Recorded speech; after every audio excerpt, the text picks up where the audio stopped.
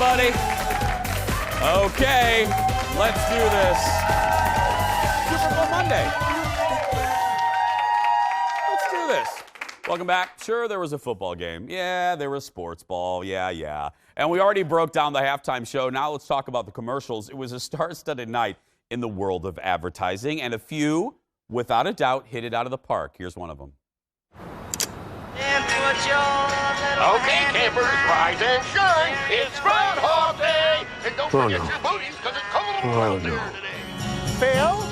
Hey, Phil. No, not you. It's me, Nan Ryerson. Okay, little fella. Good job. That's different. Good job. Hey! He got the groundhog! Phil? Hey, you're gonna freeze to death. Who cares? See you tomorrow. That was so good.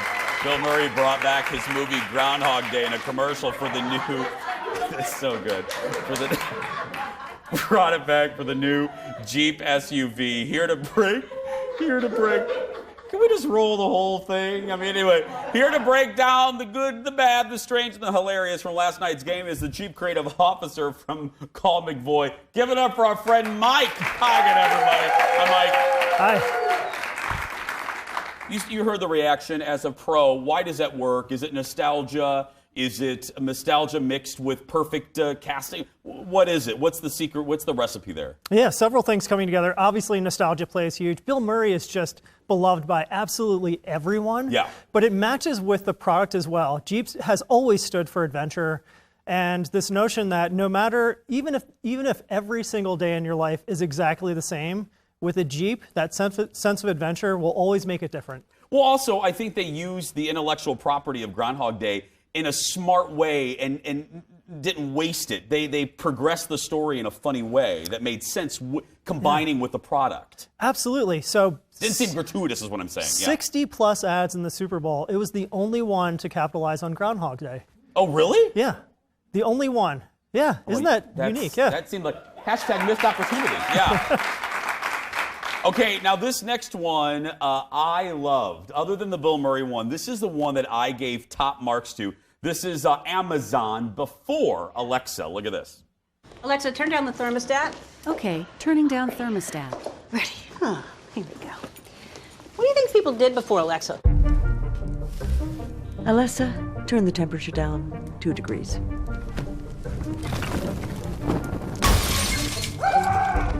Thank you, dear. I mean, it's brilliant. It's brilliant. Okay, same question, Mike. What is it? Is it execution? Is it conceptual? What's the secret of the sauce here? Yeah, obviously execution is everything. It's the timing of the jokes is impeccable. Ellen is beloved by so many people, but what's great about it, it's a product demonstration throughout the entire course of the ad. So it's not just a laugh for a laugh's sake. It's really telling you all the versatility that Amazon Alexa can bring to your life. And can I ask you, because I always use the phrase, I would love to be in the meeting when.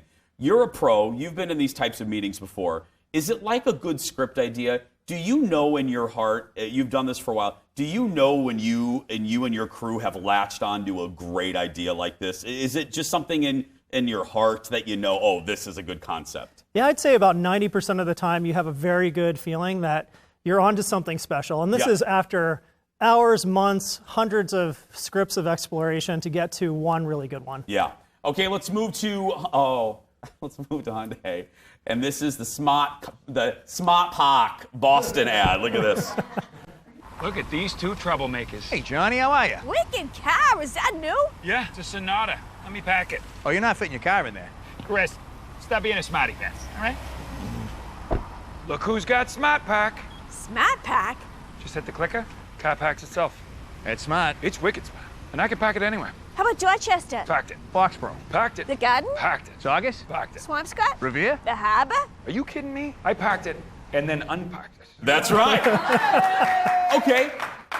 Correct me if I'm wrong. This, to me, is a great use of the talent. Am I right on that one? Absolutely, yeah. It's some of the celebrities featured in that are from Boston natives, but it's this juxtaposition of all these different celebrities coming together to make something really, really interesting, but again, rooted in what is the product about and what makes it really unique. It's so smart. It's smart. Well, it's Mike. Oh, Mike. Yeah, to get that. Oh, and it's like a weird combo platter of celebrities you don't normally see together. Like, if you're sitting in, again, if I'm in the meeting, okay, we're going to get Chris Evans. I wouldn't think to put Chris Evans with Rachel Dratch. You know what I mean? Yeah. And I think that adds to the humor. Absolutely. And then you add a cameo by David Ortiz. Yeah. And you have something magical. Yeah, something magical. Okay, let's look at another one. We'll talk over this one. This is for Squarespace and Winona Ryder in Winona. Did this succeed with people outside of Minnesota? I don't think so. Yeah, I'm asking genuinely, yeah. Yeah, it scored in the bottom 5 of the USA Today ad meter. But it's really interesting. Why do you think? Is it that people weren't connecting with the fact that Winona is even though it says welcome to Winona, did people not connect the dots that it was a town and a person? It was a lot of a story to tell in 30 seconds. Yeah. If you watch some of the teasers, and they had a 3-minute film preceding the Super Bowl, if you got that context, then it probably meant a lot more to you. But in 30 seconds, it's a very difficult story to tell. Yeah, if you need a 3-minute film to set up your commercial, I mean, I don't know. I ain't the expert, Mike is. And speaking of Mike, we got to take a break. When we come back, the ads we hated and how people are reacting to them when we return. More with Mike. Stay with us, everybody. The ads we hated. Yeah.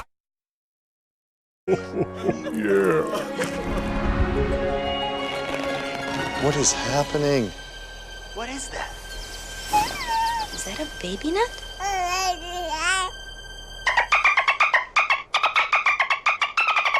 Just kidding.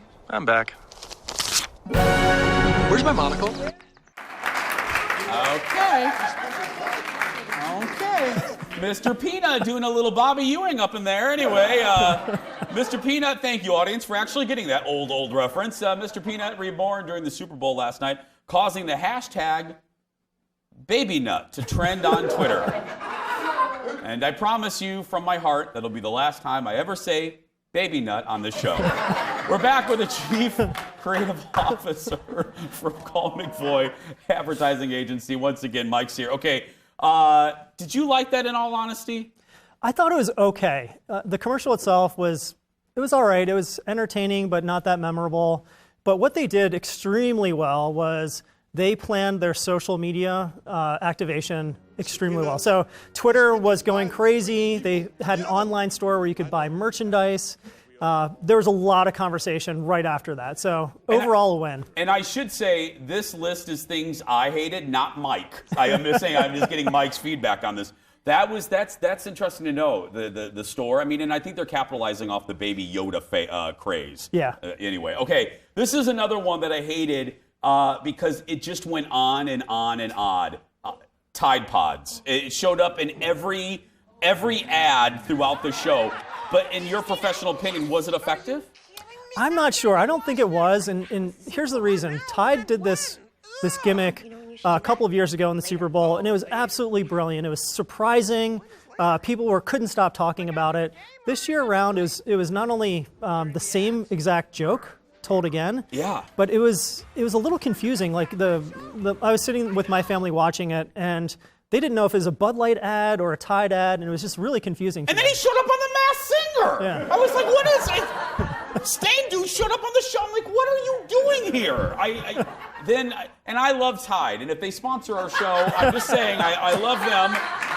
Just saying the ad was okay. Now this one, producer Ted, he was at a bar last night. He said that don't laugh, staff. To the shock of no one, producer Ted was at a bar, but Ted said this played really well in the bar. I didn't like this because it creeped me out. I'm talking the Jason Momoa ad when he took off his arm and he got here we go. Okay, and look at it. Just Mike, it creeped me out a little bit. And Mike, your thoughts. This is like watching something where you kind of want to squint your eyes and look away, but you can't look away. Yeah. I was really surprised that this scored well in the USA Today ad meter. It did score well? It did. It did. It scored in the top 10. I hated it. I did. It just creeped me out. Okay, before we leave, let's talk about some trends that we haven't talked about. We did celebrity mashups. Nostalgia was big. Humor. I noticed there were a couple heavier ones. We'll get to those maybe in a minute. But wouldn't you say 90% went with humor this year? Absolutely. There was obviously the celebrity mashups, as you mentioned, but there was just straight up humorous spots, like what I call classic Super Bowl advertising. Yeah. Not trying too hard, keep it simple, just make you laugh, remember the product, and think favorably about the product. Let's end with the one that got everybody's heartstrings, the Google ad. Yes. Did that score high, and what were your thoughts on that one? It did score high, extremely well done. How, a technology brand playing into your heartstrings did very well, and they've had a history of doing this over the years. Yeah, it's like Up, but in a commercial. That's what I thought it was. Thank you for coming in as usual. Thank you. Thank Great you, to be Mike, here. everybody, from Colle McVoy.